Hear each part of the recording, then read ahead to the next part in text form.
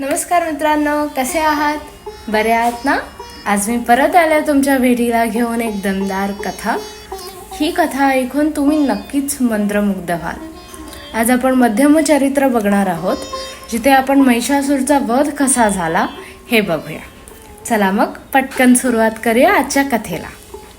महिषासूर हा राक्षस, म्हैस आणि आसुरी स्त्रीच्या संयोगातून जन्मला. त्याने खूप तपश्चर्या केली आणि त्यांनी ब्रह्मदेवाकडे वर मागितला की त्याला कोणीही मनुष्य किंवा देवता मारू शकणार नाही. त्याने गर्विष्ठपणाने महिलांना सोडून दिले, कारण त्याला हेच वाटायचे की महिला खूप कमकुवत आहेत किंवा नाजूक आहेत. हे वरदान त्याला मिळाल्यामुळे त्याने देवांसोबत युद्ध सुरू केले. त्याने सर्व देवांना पराभूत करून त्यांची स्वर्गातून हकलपट्टी केली.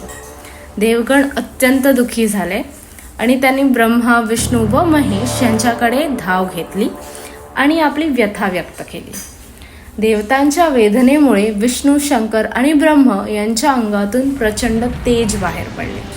सर्व देवांचे तेज एकत्र होऊन एक तेजोमय श्री शक्तीचा जन्म झाला. देवांनी त्या अद्भुत स्त्रीला शस्त्रास्त्रे दिली. भगवान शंकरने त्रिशूल, विष्णू यांनी चक्र, वरुण देवाने आपला शंख, अग्निदेवाने शक्ती, वायुदेवाने धनुष्यबाण, इंद्रदेवाने वज्र, यमाने दंड आणि हिमालयाने सिंहवाहन दिले.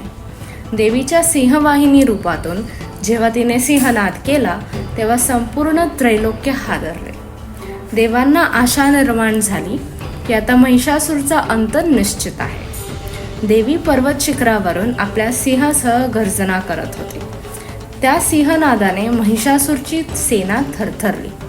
त्याचे सेनापती चिक्षुर, चामर, उग्रसेन इत्यादी असे राक्षस संतप्त झाले आणि देवीवर धावून आले. देवीच्या सिंहाने राक्षस सेनाच्या हत्तीचे अंग फाडून टाकले. देवीने आपल्या धनुष्य बाणांनी असुरांचा संहार केला. तलवारीच्या एकाच फटक्यात अनेकांचे मस्तक वेगळे झाले. कुणाला वज्रघाताने ठार केले तर कुणाला गदाघाताने. रणांगणात असुरांचे रक्त प्रवाहासारखे वाहू लागले.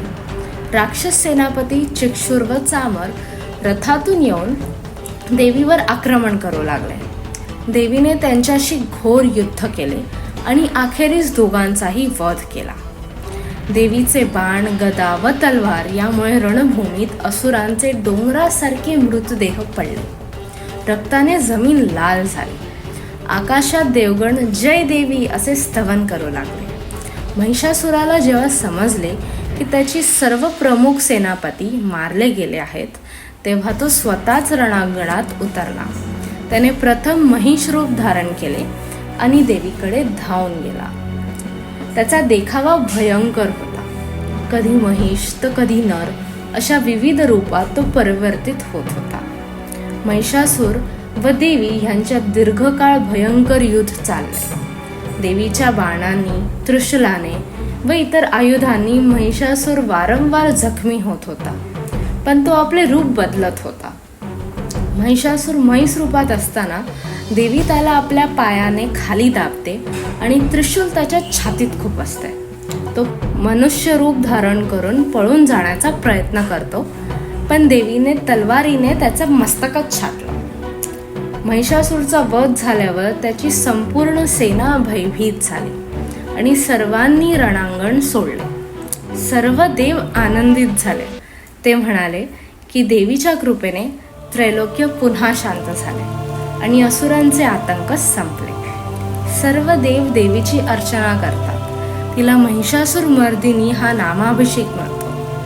ह्या अध्यायातून आपल्याला हेच कळते की देवी संपूर्ण सृष्टीची रक्षक शक्ती आहे. जिथे अधर्म, दुष्ट शक्ती व अन्याय वाढतो तिथे ती प्रकट होते.